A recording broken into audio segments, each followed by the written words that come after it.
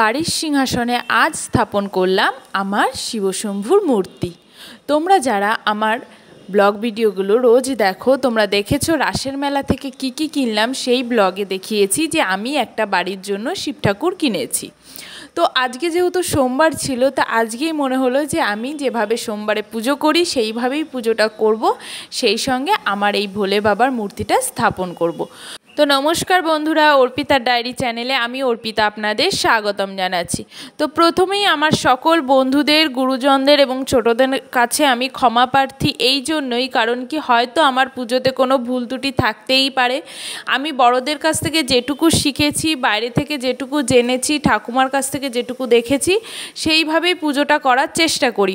হয়তো কোনো ভুল ত্রুটি থাকতেই পারে, সেটা আমাকে নিজের ঘরের মেয়ে, ছোট বোন, দিদি এই হিসাবে আমাকে ক্ষমা করে দেবেন। তবে চেষ্টা করি আমি আমার মন প্রাণ দিয়ে পুজোটা দেওয়ার। বিশেষ করে সোমবারে আমি যেহেতু ভোলে বাবার খুব ভক্ত, তো আমি সেইভাবেই সোমবারে পুজোটা দিই। আর আজকে আমি মূর্তিটা স্থাপন করব। তো সকালবেলায় ঘরের কাজ সেরে, ঘর ঝাড় দিয়ে, ঘর মুছে, স্নান করে আমি এই লাল পাড় সাদা শাড়িটা পরে নিয়েছি।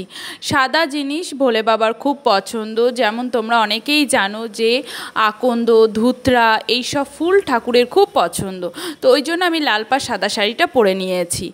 সকালবেলায় আমি শুধু চা খেয়েছি, তাছাড়া আর কিছুই খাইনি। আমি এই পুজো দেওয়ার পরেই নিরামিষ খাবার খাবো।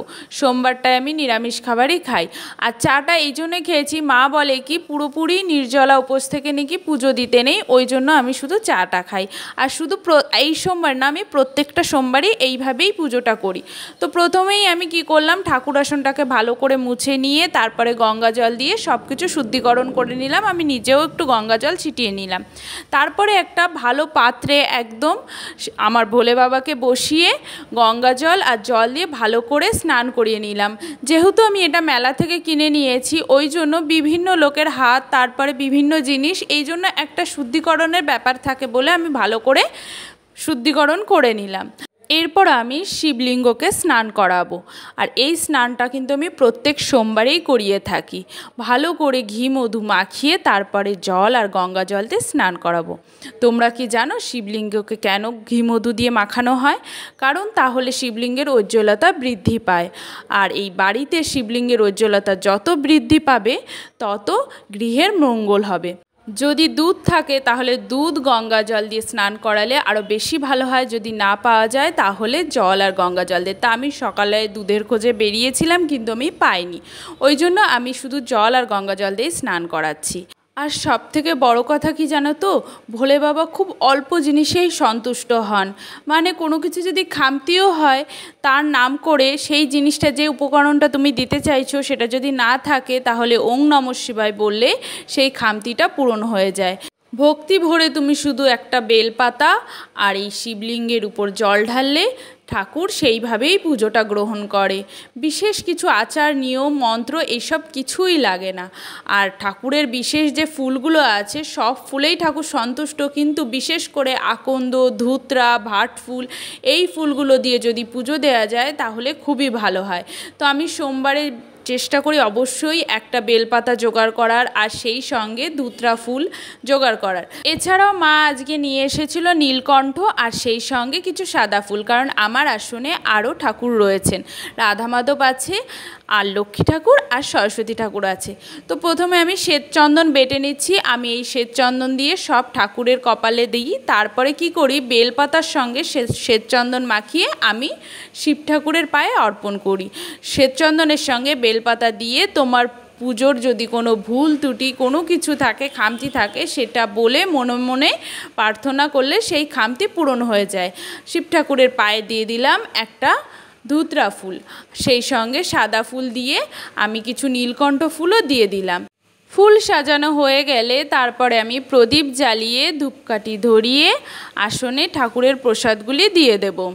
তোমাদের একটা বিশেষ কথা বলে রাখি, তা হলো শিব ঠাকুরের পুজোতে কিন্তু কোনো তুলসী পাতা লাগে না। আসনে যদি অন্য কোনো ঠাকুর থাকে, তার পায়ে তার পুজোতে তুলসী পাতা দিলেও শিব ঠাকুরের পুজোয় কিন্তু তুলসী পাতা দেবে না। আমার এই কাজগুলো সম্পূর্ণ হয়ে গেলে তারপরে আমি শিবলিঙ্গের মাথায় জল ঢালবো। জল আর গঙ্গা জল সহযোগে আমি জলটা ঢালবো।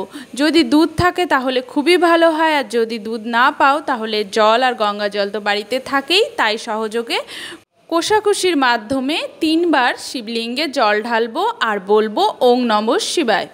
সেই সঙ্গে আমি দেব 5টা আতপ চাল। তোমরা কি জানো কেন আতপ চাল দেওয়া হয়?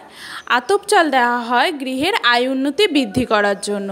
তো আমি সোমবারে এইভাবে পুজো দিয়ে শিবলিঙ্গের মাথায় জল ঢেলে 5টা আতপ চাল দিয়ে দিই।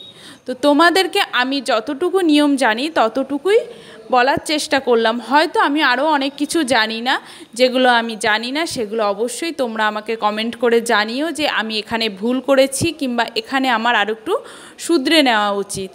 আর আমি যেটুকু জানাতে পারলাম তোমাদেরকে জানানোর চেষ্টা করলাম। আর এই সোমবারে পুজোর শেষে আমি পাঠ করি মহামৃত্যুঞ্জয় মন্ত্র। তোমরা অনেকেই হয়তো জানো, তবু আমি একবার জানিয়ে দিচ্ছি। ওম ত্র্যম্বকম যজামহে সুগন্ধিম পুষ্টিবর্ধনম উর্বারুকমিব বন্ধনাম মৃত্যুর্মোক্ষ্যমামৃতাৎ। এই মন্ত্রটি আমি 108 বার জপ করি। তো এই মন্ত্র কেন জপ করা হয় জানো? আমার সকল প্রিয়জন কাছের মানুষদের আয়ু বৃদ্ধিতে এই মন্ত্রটি আমি পাঠ করে থাকি। তোমরাও চাইলে সোমবারে পুজোর শেষে কিংবা প্রতিদিন এই মন্ত্রটি 108 বার পাঠ করতে পারো।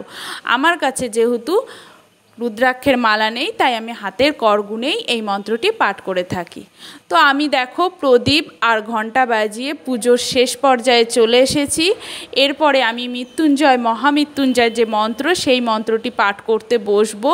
তো সেই মন্ত্র পাঠ করতে না অনেকটা সময় লাগে, আজকে দেখানো সম্ভব নয়। আমি এইভাবেই পাঠ করে থাকি। তোমাদের যদি ভিডিওটি ভালো লাগে অবশ্যই কমেন্ট করে জানিও। আর আমি আবারও বলছি, যদি আমার কোনো ভুল ত্রুটি থাকে সেটাও কমেন্ট করে জানিও। ভোলে বাবা খুব অল্প জিনিসেই সন্তুষ্ট হন এবং তিনি সবার পুজো নেয়।